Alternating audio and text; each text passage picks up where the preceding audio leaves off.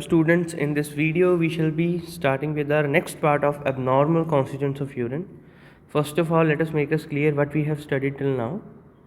So in the first part of the topic of abnormal constituent of urine, we have studied about the physical features, how the volume affects, how the change in color reflects the various diagnostic interpretations regarding the pathological conditions of the body. Next comes the glycosuria, that is the presence of various carbohydrates such as glucose, pentose sugars or fructose in urine, along with the lactose and galactose also. The third one was presence of proteins in our urine. So normally the proteins are not present in urine, but presence of albumin is of great diagnostic importance as it gives us the diagnostic features for identification of various urinary tract infections, the cardiac diseases, glomerulonephritis and many other pathological conditions that are related to the presence of albumin in the urine. So now we shall be starting with our next constituent, that is presence of ketone bodies, also known as ketonuria. The presence of ketone bodies, also known as ketonuria.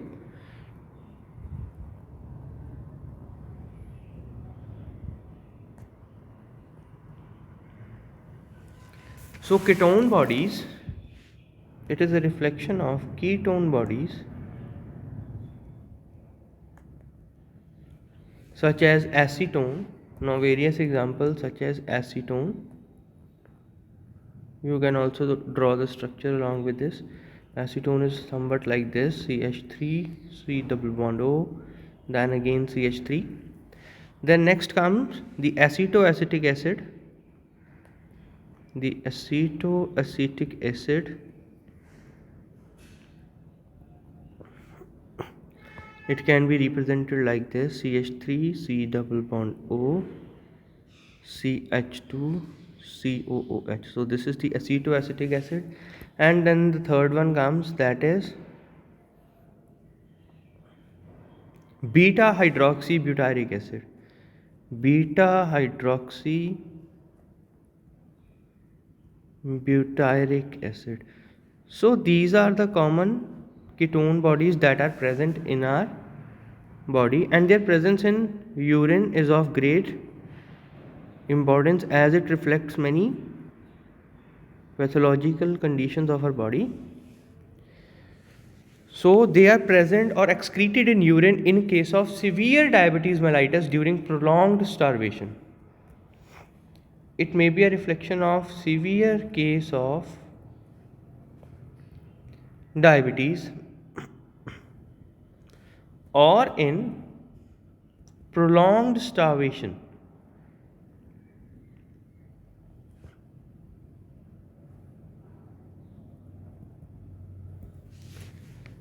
So ketone body level may reach as high as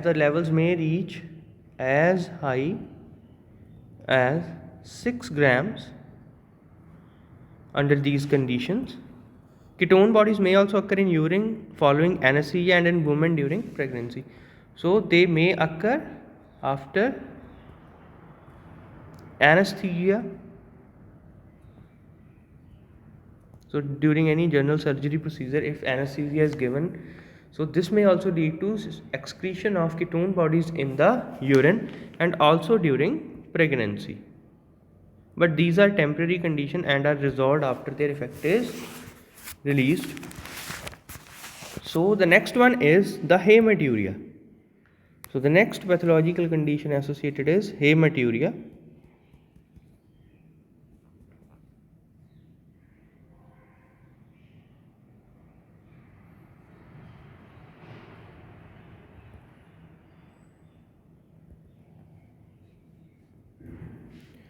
So what is this hematuria?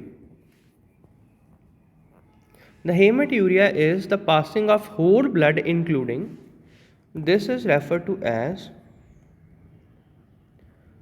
passing of whole blood, that includes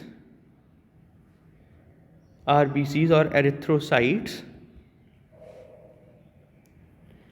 in urine. It is a result of hemorrhage. Now this may be occurring due to any kind of hemorrhage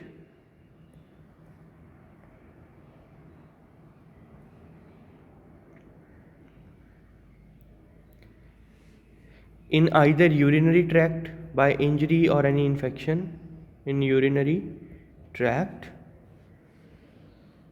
due to injury or any kind of urinary infection, UTIs,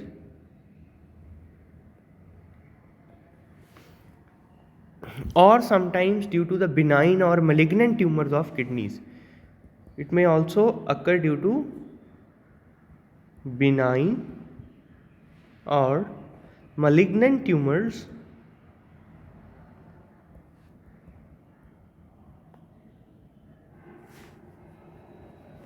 of kidney or urinary tract. Sometimes hemoglobin urea, a condition that is particularly referred to the excretion of free hemoglobin following its increased plasma levels, may occur. So this may be occurring due to extensive hemolysis, as in black water fever. That is a manifestation for malaria. So we can refer to here as a special case of black water fever. So this black water fever is nothing but a manifestation of malaria. Due to this, sometimes excretion of hemoglobin, free hemoglobin, in urine occurs with increased plasma levels.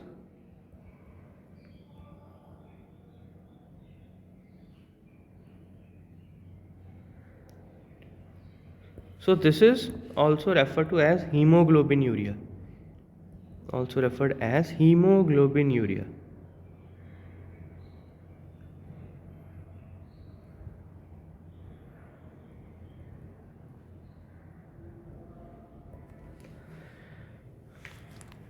So next are the presence of bile salts and bile pigments. So the presence of bile salts such as taurocholic acid,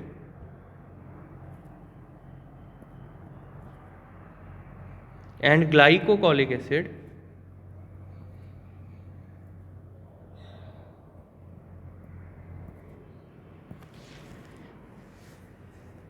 they give an indication of a disease known as obstructive jaundice due to obstruction in the normal outflow of bile salts, which results in their accumulation in the blood. It is accompanied by appearance in the urine. So this is a condition that is associated with obstructive jaundice.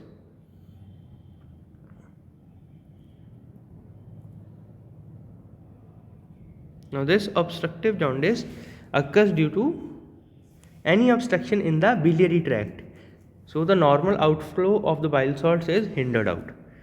So the next one is the presence of bile pigments.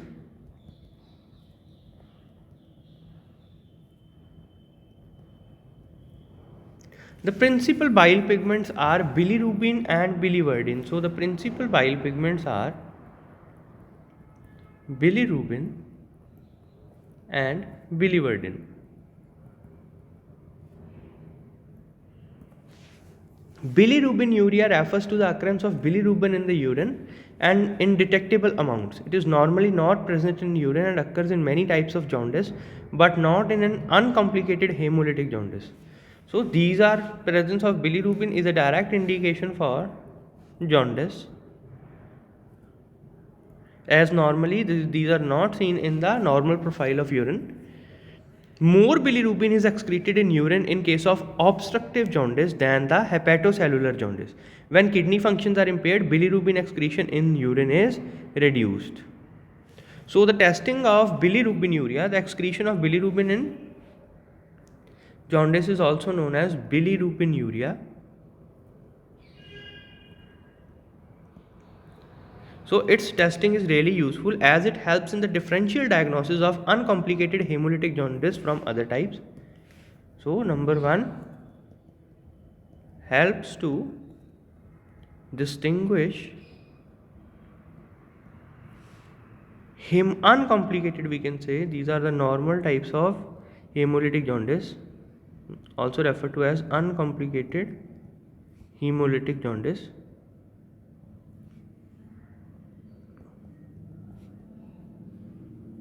And in case of hemolytic jaundice, there is a complete absence of bilirubin.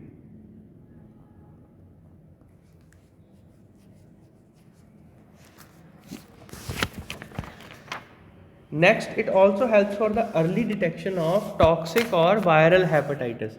It helps in early detection of toxic or viral hepatitis.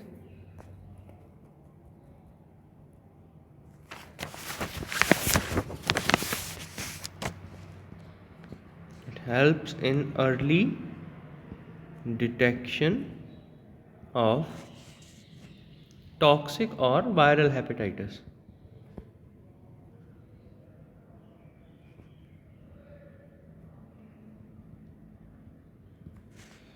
Now the thirdly, it acts as a diagnostic aid for recognizing the kidney function impairment in jaundiced patients. So it helps as an diagnostic aid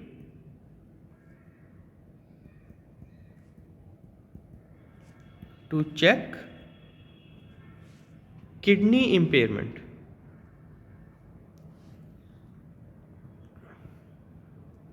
Normally in case of the patient suffering from jaundice. So the next one is the presence of amino acids in the urine, also known as amino acid ureas.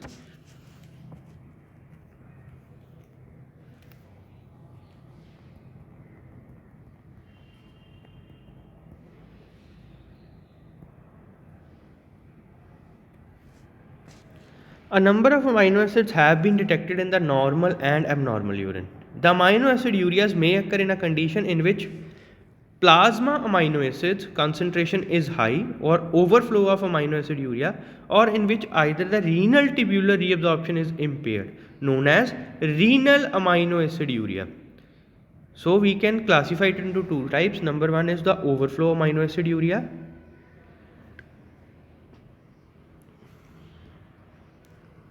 Overflow amino acid urea. This is due to increased levels of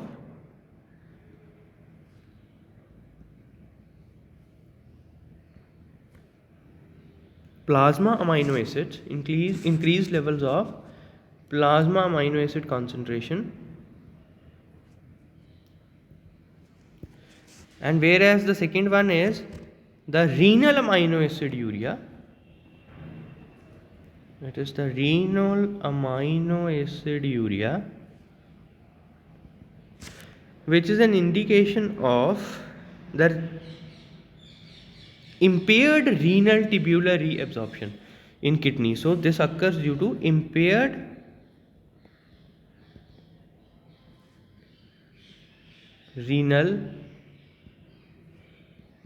tubular reabsorption.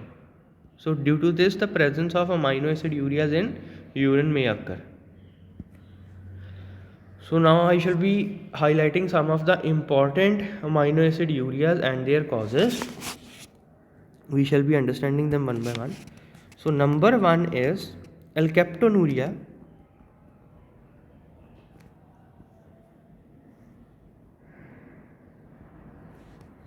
Number 2 is tyrosinosis.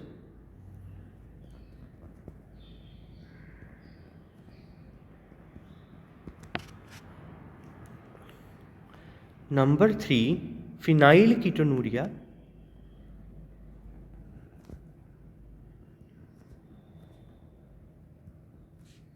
And number 4, the maple sugar urine disease, also known as the maple sugar urine disease.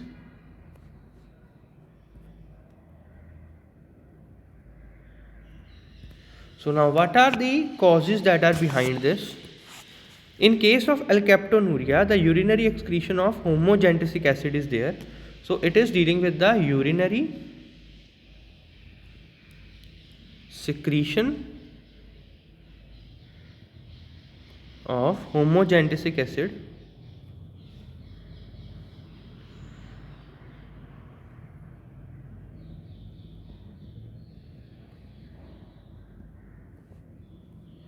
So this occurs due to the deficiency of enzyme known as homogentisic acid oxidase.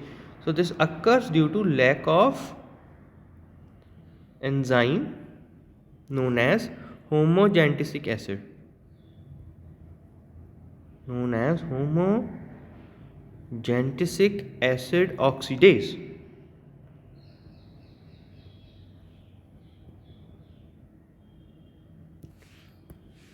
Next is the tyrosinosis. So tyrosinosis occurs due to the urinary excretion of para-hydroxyphenylpyruvic acid. So it occurs due to the urinary secretion of para-hydroxyphenylpyruvic acid.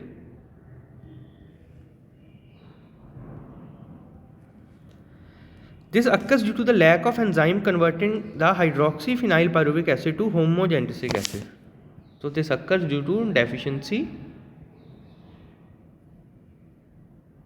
of enzyme that is responsible for conversion of hydroxyphenylpyruvic acid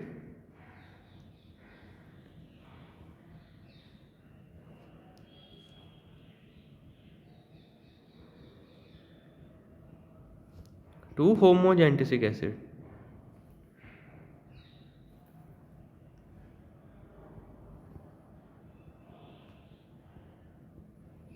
This occurs due to the deficiency of enzyme that is responsible for conversion of hydroxyphenylpyruvic acid to homogentisic acid. Next comes the phenylketonuria. Due to the excretion of phenylketones, so this occurs due to the urinary excretion of phenylketones. This occurs due to the deficiency of phenylalanine hydroxylase. Due to deficiency of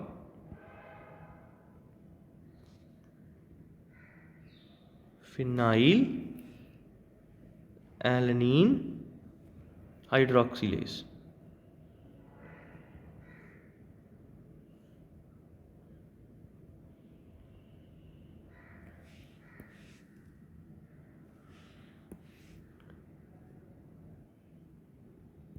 And at last comes the maple sugar urine disease. So this occurs due to urinary excretion of substance having smell resembling that of the maple sugar, and it is an indicator for congenital and familial diseases. So this occurs due to various congenital and familial disease, the hereditary disorders, familial disease. So this was regarding the amino acid ureas. And at last we will be covering the presence of certain hormones in the urine that might cause the interpretation or diagnosis of various conditions associated with the body. So these are the presence of hormones. The first one is HCG in urine. The presence of HCG, also known as human chorionic gonadotropin, human chorionic gonadotropin,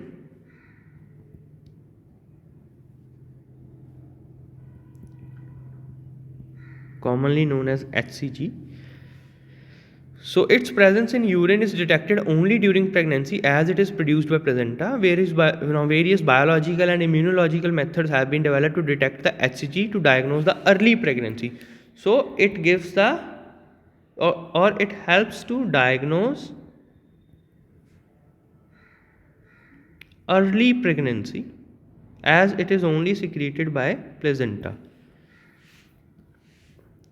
Then is the presence of human luteinizing hormone. The presence of human luteinizing hormone in the body. So the presence of human luteinizing hormone helps in prediction of the ovulation. It helps to predict the ovulation cycle. In prediction of ovulation during the menstrual cycle or the menstrual phase. It occurs in it appears in large quantities in urine 30 hours before that of ovulation. It is an important tool in prediction of ovulation and diagnosis and treatment of the infertility in the female ovarian failure. The last one is the presence of ketosteroids or 17 ketosteroids.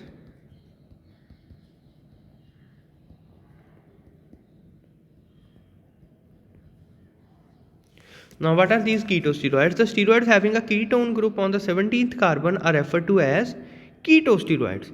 The normal value of these in the urine sample per day are around 8 to 20 mg, 8 mg to 20 mgs, with lower values in women and children. Very high levels are found in adrenal cortical tumors. So, their higher level, they indicate the cortical tumors in the adrenal cortex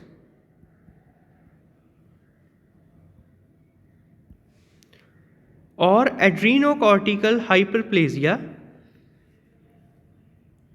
or adrenocortical hyperplasia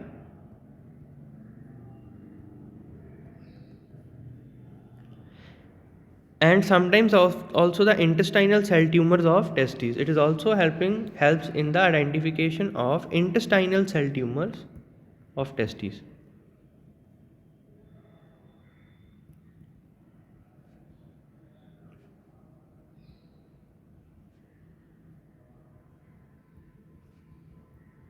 So these are some of the indicative parameters of the abnormal constituents of urine. So I hope this is clear to you all. Now we have covered the various abnormal constituents of urine, and they were mainly the physical features regarding the volume, color and pH. Then comes the glycosuria, which is an indicator for the presence of carbohydrates such as glucose, pentose, lactose, galactose. Then comes the proteinuria. This is mainly related with the presence of albumin, and it classifies the three different conditions, the pre-renal, renal and post-renal. Then comes the ketonuria, the presence of acetone, acetoacetic acid, beta hydroxybutyric acid. So they are an indicative of the severe cases of diabetes mellitus, the hematuria, bile salts, bile pigments, amino acid ureas, and finally the hormones. So students, I hope the brief explanation of the abnormal constituent of urine is sufficient for you. And it is a very vast topic, and in order to understand, we have to follow much detail regarding each and every aspect of the abnormal constituent of urine.